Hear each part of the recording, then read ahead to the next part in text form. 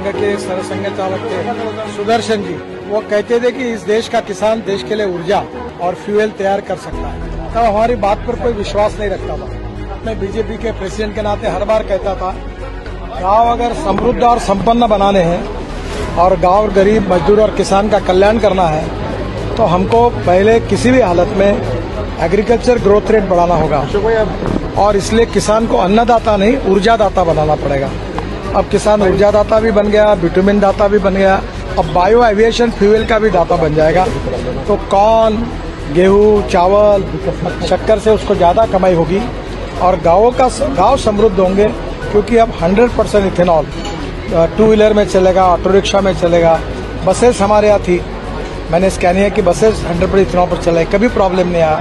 अब ये कार आई है, ये 60% बिजली तैयार कर रही है और 40% इथेनॉल है। इथेनॉल का रेट है 60 रुपये लीटर, पेट्रोल का रेट है 120 रुपये लीटर। 60 रुपये में ये 60% बिजली तैयार कर रहा है, तो ये 25 रुपये, 20 से 25 रुपये पर लीटर एवरेज हिसाब से पेट्रोल की कीमत आएगी। तो ग्राहकों का फायदा है, प्रदूषण में एकदम कमी है क्योंकि ग्रीन फ्यूल है और किसानों को इसका फायदा होगा। आज मक्के का भाव 1800 के ऊपर चला गया क्योंकि मक्के से इथेनॉल बन रहा है।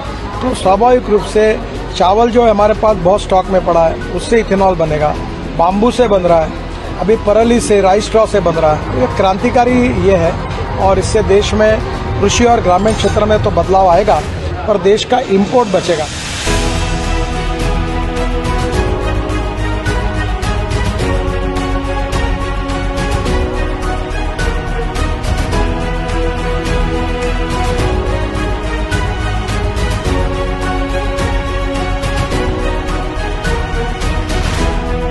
शुगर इस साल अच्छे हैं, पर आज तक हमारी बीमारी थी sugar surplus, corn surplus, rice surplus, wheat surplus और एमएसपी से भी नीचे हमारे भाव चले गए थे। पर पुरी साहब, आपने और प्रधानमंत्री जी ने जो निर्णय किया उसके कारण पहली बार आज कॉर्न को इंडियन मार्केट में 1800 रुपए के ऊपर भाव मिल रहा है। इसके कारण आपने इथेनॉल की परमिशन दी और इसलिए मुझे बहुत खुशी है कि इथेनॉल की इकोनॉमी जिस दिन 2 लाख करोड़ की बनेगी उस दिन एग्रीकल्चर ग्रोथ रेट जो 12% है वो 20% तक पहुंचेगा।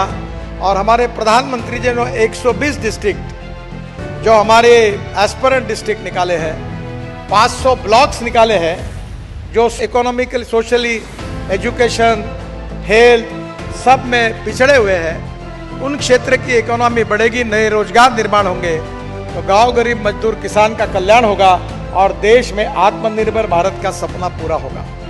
और इथेनॉल ये रूरल और एग्रीकल्चर इकोनॉमी से रिलेटेड है। एक दिन ऐसा हिंदुस्तान के इतिहास में आएगा कि पेट्रोल का इंपोर्ट पूरा खत्म हो जाएगा और पूरा किसानों ने तैयार किया हुआ इथेनॉल से इस देश के वाहन चलेंगे। वो सस्ते भी है, कंज्यूमर का भी फायदा है और प्रदूषण से मुक्ति मिलेगी।